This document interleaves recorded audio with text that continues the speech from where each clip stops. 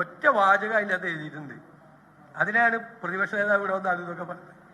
അത് ഇപ്പോഴത്തെ ഘടനയിൽ കൂടി മാറ്റം വരുത്തി, കുറച്ചുകൂടി മാറ്റം വരുത്തി പ്ലാനിംഗ് ബോർഡിനെ ഒരു തിങ്ക് ടാങ്ക് ആക്കുന്നതാണ്. അതിന് അദ്ദേഹത്തിന് വല്ല വിഷമമുണ്ടോ?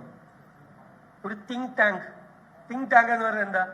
സംസ്ഥാന ഗവൺമെന്റിനെ കൂടി അഡ്വൈസ് ചെയ്യാൻ പറ്റുന്ന ഫിനാൻഷ്യൽ ഞാൻ പറഞ്ഞില്ല നേരത്തെ, better financial management to prevent leakage from the treasury, tax administration, എങ്ങനെയാണ് ഒരു ഐഡിയ എങ്ങനെയാണ് ഒരു പ്രോജക്റ്റ് ആയിട്ട് ട്രാൻസ്ലേറ്റ് ചെയ്യുന്നത്, മനസ്സിലായേ?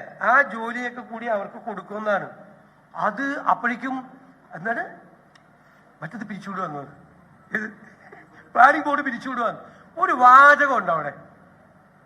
ഒരു വാചകം പ്ലാനിംഗ് ബോർഡ് പിരിച്ചുവിടുന്നുണ്ടോ? പ്ലാനിംഗ് ബോർഡിന്റെ ഇപ്പൊ അവർ ചെയ്യുന്ന എന്തെങ്കിലും ഫങ്ഷൻസ് ഞങ്ങൾ മാറ്റുമെന്നുണ്ടോ? ഒന്നും കൂടി ബെറ്റർ ആക്കുമെന്ന് പറയാൻ പാടില്ലേ? അത് കേരളത്തിന്റെ ഇക്കോണമിയെ, ഫിനാൻസിനെ എല്ലാം ഐഡിയാസ് തരുന്ന ഒരു തിങ്ക് ടാങ്ക് ആക്കി അതിനെ ഡെവലപ്പ് ചെയ്യുമെന്നാണ് പറഞ്ഞേക്കുന്നത്. തിങ്ക് ടാങ്കും പാടില്ല, ചിന്തിക്കാൻ പോലും പാടില്ല. അടിമകളാണോ ഈ കേട്ട്? ഈ ക്ലീശേ വാചകങ്ങൾ കേട്ട് കുറെ അടിമകളെ കേരളത്തിൽ ക്രിയേറ്റ് ചെയ്തിട്ടുണ്ട്.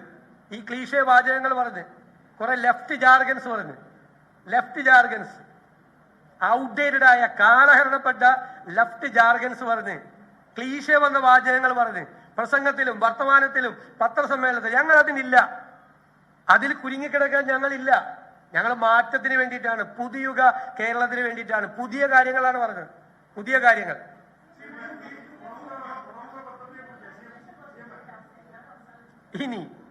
ഇനി ലൈഫ് മിഷൻ പദ്ധതിയെ കുറിച്ച് എന്തെങ്കിലും പരാമർശമുണ്ട്? ഞങ്ങൾ 2 ഏരിയ ഇത് പ്രതിപക്ഷത്തിരിക്കുമ്പോൾ ഞങ്ങൾ പറഞ്ഞു തുടങ്ങിയ കാര്യമാണ്.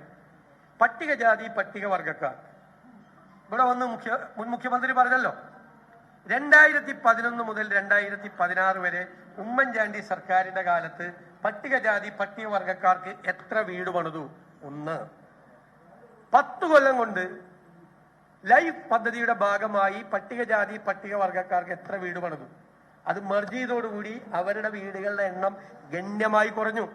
മത്സ്യത്തൊഴിലാളികളുടെ വീടുകൾ 2011 മുതൽ 2016 വരെ സെപ്പറേറ്റ് ആയി നിന്ന കാലത്ത് എത്ര വീടുകൾ പണിതു?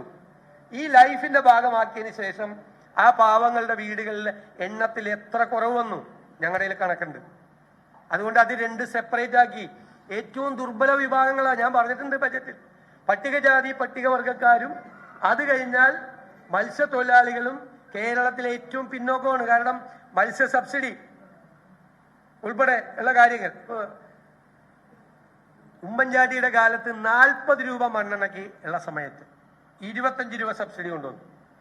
ഞാൻ കരഞ്ഞ നിയമസഭയിൽ പല പ്രാവശ്യം പറഞ്ഞു, നിങ്ങൾ ഇപ്പൊ 40 രൂപയുടെ മണ്ണെണ്ണയുടെ വില 150 അടുത്തായി. 120 ആയപ്പോൾ ഞാൻ ഗവൺമെന്റിനോട് പറഞ്ഞു, ദയവ് ചെയ്ത് അവർക്കത് താങ്ങാൻ പറ്റുന്നില്ല, നിങ്ങൾ ആ സബ്സിഡി 25 രൂപ ഉയർത്തുന്നു. ചെയ്തില്ല. എന്നിട്ട് ഈ പോണ പോക്കിന് 50 രൂപയാക്കി. അപ്പൊ പൈസ ചെലവാക്കണ്ടല്ലോ. പോണ പോക്കിന് 10 കൊല്ലം 25 രൂപയിൽ നിന്നു. മണ്ണെണ്ണയുടെ വില 40 രൂപയിൽ നിന്ന് 120 രൂപ വരെ, 140 രൂപ ബ്ലാക്കിലുമായി. ഞാൻ കൈകൂപ്പി പറഞ്ഞിട്ടുണ്ട് നിയമസഭയിൽ, ദയവ് ചെയ്ത്. കാരണം നമുക്കറിയാം സങ്കടം. മണ്ണെണ്ണ വട്ടി പലിശയ്ക്ക് കടം മേടിച്ചിട്ടാണ് മത്സ്യബന്ധനത്തിന് പോകുന്നത്. പഴയ മത്സ്യലഭ്യത പോലുമില്ല. തിരിച്ചു വരുമ്പോ വട്ടിപ്പലിശക്കാരെ കാത്ത് ഒന്നും കിട്ടിയിട്ടില്ല. സങ്കടമായിരുന്നു. അവർ 50 ആക്കിയിട്ട് ഒന്നും കൊടുത്തില്ല. നമ്മൾ 75 ആക്കി. മണ്ണെണ്ണയുടെ പകുതിയെങ്കിലും സബ്സിഡി ആക്കി, പകുതി കൂടുതൽ സബ്സിഡി ആക്കി. 75 രൂപ പകുതി കൂടുതൽ മണ്ണെണ്ണയുടെ ആക്കി. അതൊക്കെയാണ് ഹൃദയത്തിൽ തൊട്ടുള്ള പ്രവർത്തനങ്ങളാണ്. സങ്കടം കണ്ടിട്ടാണ്. ഭൂരഹിതരുടെ എണ്ണം പട്ടികജാതിക്കാരിലും പട്ടികവർഗക്കാരിലും മത്സ്യത്തൊഴിലാളികളുടെയും എണ്ണം വർദ്ധിച്ചിട്ടാണ്. ഇതൊക്കെ നിയമസഭയിൽ സർക്കാരിന്റെ മുഖത്ത് നോക്കി വിരൽ ചൂണ്ടി സംസാരിച്ചിട്ടുള്ള കാര്യമാണ്.